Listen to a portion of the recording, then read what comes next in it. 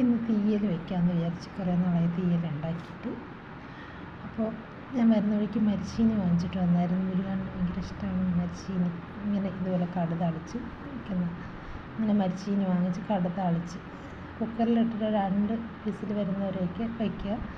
ഇതിനപ്പോഴും നല്ല വെന്ത് വരും. അപ്പോൾ നമ്മൾ കടുക് താളിച്ച് മുളകൊക്കെ ഇട്ട് കടുക് താളിച്ച് മരിച്ചീനി ഇച്ചിരി മഞ്ഞൾപ്പൊടിയും കൂടെ ഇടണം കേട്ടോ, നല്ല ടേസ്റ്റാണ്. കട്ടനും ഇട്ട് ഈ മരിച്ചീനിയും കൂടെ കഴിക്കുന്നത് നല്ല ടേസ്റ്റായിരിക്കും. പിന്നെ തീയലിന് ഞാൻ അരിഞ്ഞ് വെച്ച്, പിന്നെ തേങ്ങ തിരുമായിരുന്നു. തീയലും വറുത്തരച്ച തീയലാണ് വയ്ക്കാൻ പോകുന്നത്. അപ്പോൾ തേങ്ങ, ഉള്ളി, കറിവേപ്പില, 2 കഷ്ണം വെളുത്തുള്ളി, പുളി ആവശ്യത്തിന്, കുറച്ച് ജീരകം, ശകലം ജീരകം, ചിലർ ചേർക്കും ചിലർ ചേർക്കത്തില്ല. ജീരകം പിന്നെ എണ്ണ ഒഴിച്ച് നന്നായിട്ട് വറുക്കുക. മൂക്കുന്നത് വരെ നല്ല മൂപ്പിച്ചെടുത്ത്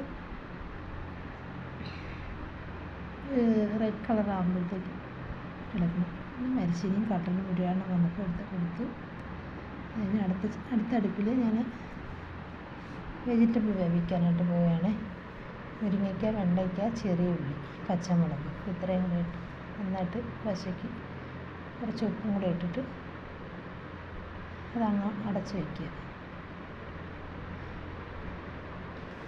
അത് നല്ല വാടി വരുമ്പോഴത്തേക്കും നമ്മളുടെ അരപ്പിനുള്ള കാര്യം റെഡിയാവും.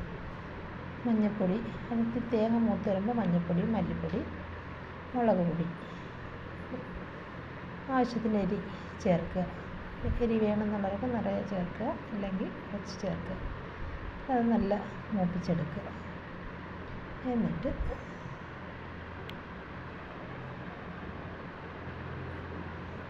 തണുപ്പിക്കാനായിട്ട് വയ്ക്കണം. മൂപ്പിച്ചെടുത്തതിന് ശേഷം കറിവേപ്പില ഇടാൻ മറക്കരുതാരും, കറിവേപ്പില ഇടണം. അത് തണുപ്പിക്കാനായിട്ട് ഞാനൊരു പാത്രത്തിലോട്ട് വെച്ചിട്ടുണ്ടായിരുന്നു. അത് കഴിഞ്ഞിട്ട് അതിലൊരു തക്കാളി അരിഞ്ഞിട്ടുണ്ടായിരുന്നു. തക്കാളി അരിഞ്ഞിട്ടിട്ടുണ്ടായിരുന്നു.